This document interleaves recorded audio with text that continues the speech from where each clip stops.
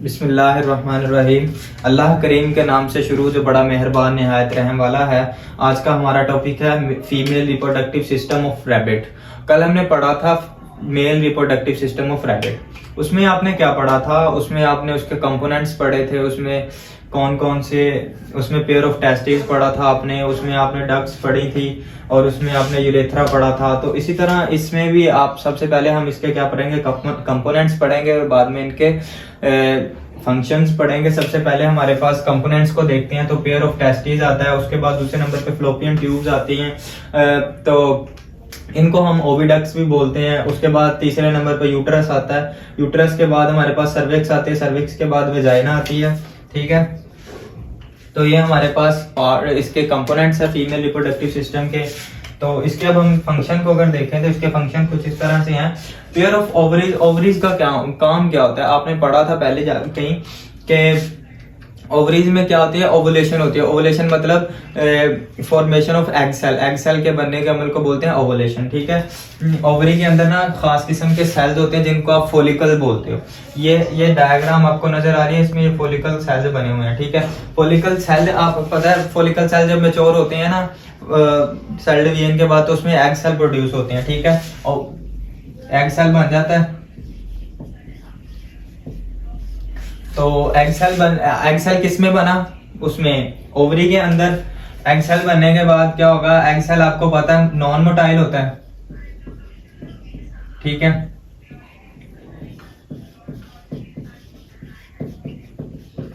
इसके ये मूव नहीं कर सकता, जबकि स्पर्म सेल होते हैं वो मोटाइल होते हैं, एग सेल नॉन मोटाइल होता है। अब जब ये एग सेल बन गया, ठीक है, तो अब सबसे पहले दो ओवरीज होती हैं। हमने मेल रिप्रोडक्टिव सिस्टम में पढ़ा था पेयर ऑफ टेस्टिस, तो यहाँ पे भी दो ओवरीज होती हैं। ओवरीज लोकेटेड कहाँ पे होती हैं? ये जस्ट वेंट्रल साइड यानी कि किडनी की बैक साइड पे होती हैं, इन एब्डोमेन यानी पेट के अंदर होती हैं। जबकि आपने टेस्टिस को पढ़ा था hang outside the body in a skin bag called scrotum. और ये जो ओवरीज हैं ये पेट के अंदर होती हैं फीमेल के। तो एग सेल बना किधर से?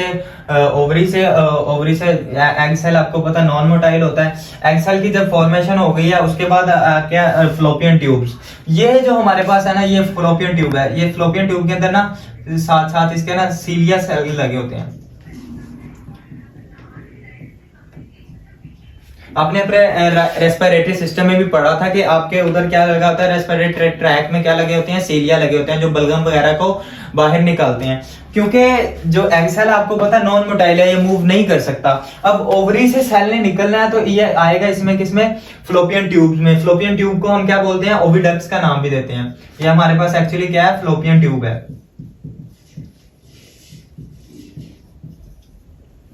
इसको आप क्या बोलते हो? ओविडक्ट्स भी बोलते हो, ओविडक्ट्स। जैसा कि आप उसको आपके पास थी वैस डिफरेंस यानी स्पर्म डक्ट्स, उसको आप वैस डिफरेंस भी बोलते थे। इस तरह आप फ्लोपियन डक्ट्स को ओविडक्ट्स भी बोलते हो। क्यों? क्योंकि इसमें ओव्यूल ने यानी कि एग सेल ने मूव करना है सीलिया की मदद से। ठीक है, एग सेल किसकी मदद से मूव करेगा? सीलिया की मदद से।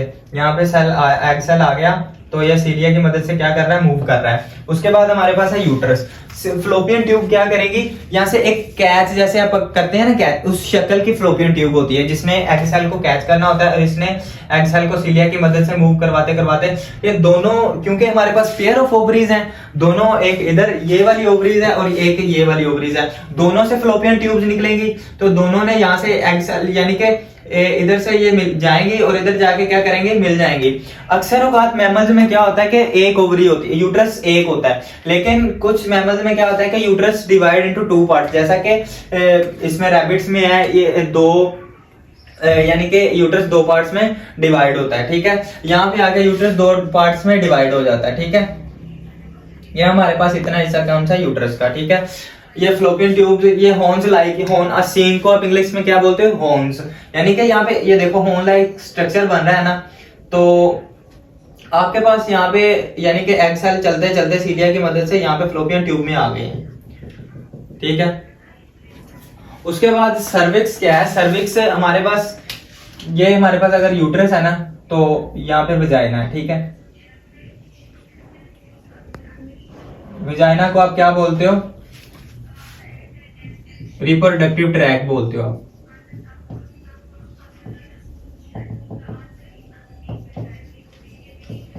वजाइना यूट्रस के साथ मिली होती है।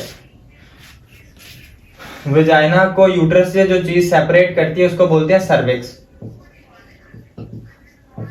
वजाइना यूट्रस से वजाइना को जो चीज अलग करती है उसको बोलते हैं सर्विक्स। सर्विक्स के अंदर एक स्मॉल होल होता है जिसको ये सर्विक्स एक स्मॉल होल है, ठीक है। ये अक्सर औकात ना ये बंद ही रहता है, ठीक है, क्लोज रहता है, जो बैक्टीरिया वगैरह को यूट्रस में एंटर नहीं होने देता। जब अब हमारे पास वजाइना रिप्रोडक्टिव पार्ट है जहां पे क्या होता है, यूरेथ्रा एंटर होता है। अब यूरेथ्रा ने एंटर होना है वजाइना के अंदर, ठीक है। अब यूरेथ्रा से क्या आएंगे, स्पर्म सेल। स्पर्म सेल आएंगे इधर सर्विक्स से गुजरेंगे, सर्विक्स से गुजर के किधर जाएंगे, यूट्रस में। आपको पता है कि स्पर्म सेल मूवेबल होते हैं, मूव कर सकते हैं, ठीक है। तो वो क्या करेंगे, यहाँ से सर्विक्स से गुजरेंगे, सर्विक्स से गुजरते गुजरते यूट्रस में आएंगे, यूट्रस से गुजरते गुजरते गुजरते गुजरते किधर जाएंगे, फलोपियन ट्यूब में, ओविडक्ट्स में जाएंगे। 90% चांसेस होते हैं कि फर्टिलाइजेशन कहां पे होगी, फ्लोपियन ट्यूब्स में।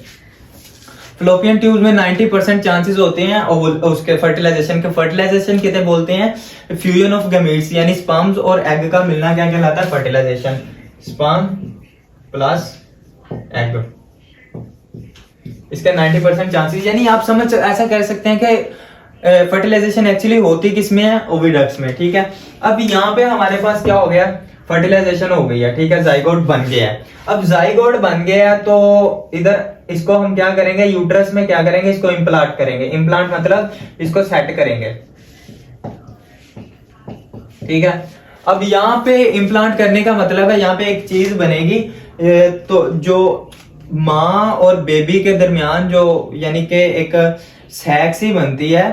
जिगोट को जब हम इम्प्लांट कर देते हैं यहाँ पे तो एक ना वो कनेक्शन बनता है बेबी और मदर के दरमियान, इसको बोलते हैं प्लेसेंटा। क्या बोलते हैं, प्लेसेंटा। प्लेसेंटा एक कनेक्शन है, एक थैली सी होती है जिसमें क्या होते हैं, जिसमें बहुत ज्यादा नर्व्स होती हैं, ठीक है, जिसमें बहुत ज्यादा जो कि मदर से क्या नरिशमेंट के लिए उसको ग़िज़ाइयत देती है बेबी को, डेवलपमेंट के लिए, ठीक है। तो यहाँ सारी डेवलपमेंट कहाँ पे होती है, यूट्रस में, ठीक है, यूट्रस में सारी डेवलपमेंट। लेकिन फर्टिलाइजेशन कहाँ पे हुई है, ओविडक्ट्स में, ठीक है। फर्टिलाइजेशन के बाद आ गया उसमें एक प्लेसेंटा बना, प्लेसेंटा में सारी डेवलपमेंट होगी बेबी की। प्लेसेंटा को हम आगे जाके मजीद डिस्कस करेंगे डिटेल में। और उसके बाद क्या होता है कि हमारे पास सारा कुछ हो गया है, ठीक है, फर्टिलाइजेशन हो गई है और डेवलपमेंट हो रही है बेबी की। उसके बाद क्या होता है, जब ना बेबी की डेवलपमेंट कंप्लीट हो जाती है ना, तो एक लेबर पेन होती है मदर में, ठीक है। लेबर पेन होती है तो वो क्या करती है, सर्वेक्स को ओपन करती है। सर्वेक्स को ओपन करती है तो बेबी बर्थ कैनाल से बाहर डिलीवरी हो जाती है उसकी प्लेसेंटा, उसकी सॉरी फीटस की। तो अगर मैं आपको बुक से आपकी बताऊं तो रीडिंग करके दिखाऊं तो कुछ इस तरह से, the female reproductive system of rabbit consist of ovaries and associated ducts.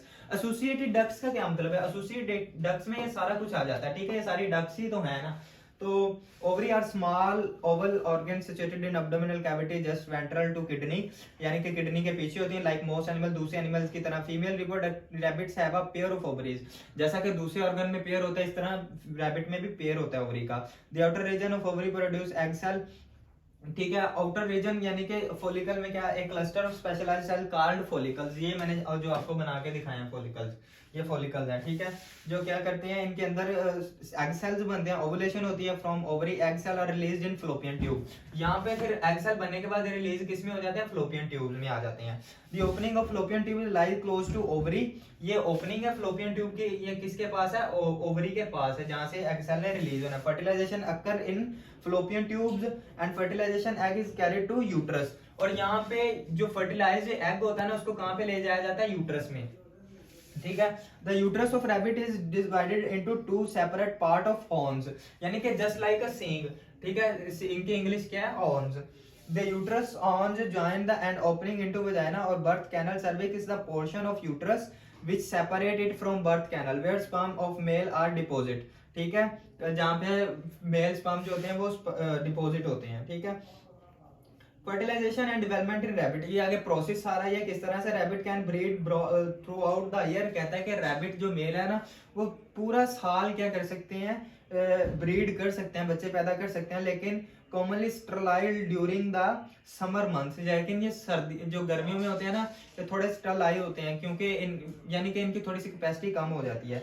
Mail rabbit deposit its sperm into vagina, birth canal of female, sperm swim throughout cervix, यानी कि सर्विक्स से निकल कर कहाँ पे जाते हैं, यूट्रस में, यूट्रस से निकल कर कहाँ पे जाते हैं, फ्लोपियन ट्यूब्स में, और zygote is carried out to uterus. By this time the zygote has started dividing into how, यानी कि बार बार रिपीटेड सेल डिवीजन होते हैं जाइगोट में, फिर क्या बनता है, एम्ब्रियो बनता है। The embryo is implanted into uterus, इसको यूट्रस में सेट कर दिया जाता है। उसके दौरान क्या connection called placenta is established between embryo and uterus वाल, ठीक है। यूट्रस वाल और एम्ब्रियो के दौरान एक कनेक्शन कायम हो जाता है जिसके जरिए से मदर से नरिशमेंट के लिए ग़िज़ाइयत, न्यूट्रिएंट्स वगैरह बच्चे को मिलते रहते हैं, ब्लड सप्लाई होती रहती है, ठीक है। इस कनेक्शन को क्या बोलते हैं, placenta. Embryo develop into new offspring, embryo किसमें, न्यू ऑफस्प्रिंग यानी कि रैबिट किड में इनटू 30 to 22 डेज। एक माह में आपको पता है रैबिट जो नए बच्चे देती है वो एक मंथ के अंदर अंदर देती है, ठीक है। आफ्टर विच इट बोर्न, ठीक है। ये था हमारा फीमेल रिप्रोडक्टिव पार्ट, और इसमें हमने fertilisation and development of rabbit पढ़ा है, कैसे कैसे सारा प्रोसेस होता है। तो आज का हमारा टॉपिक यही था और इतना ही था। तो उम्मीद है कि आप सबको समझ आ गई होगी। अगर किसी चीज की समझ ना आई हो, अगर आपको लगे कि मैं कहीं पे गलत हूं, तो आप मुझे कमेंट्स में नीचे बता सकते हैं, ताकि मैं अपनी रहनुमाई खुद भी कर सकूं, अपने खुद को दुरुस्त कर सकूं, और आपको भी। और किसी ने अगर क्वेश्चन वगैरह पूछना है तो आप पूछ सकते हैं।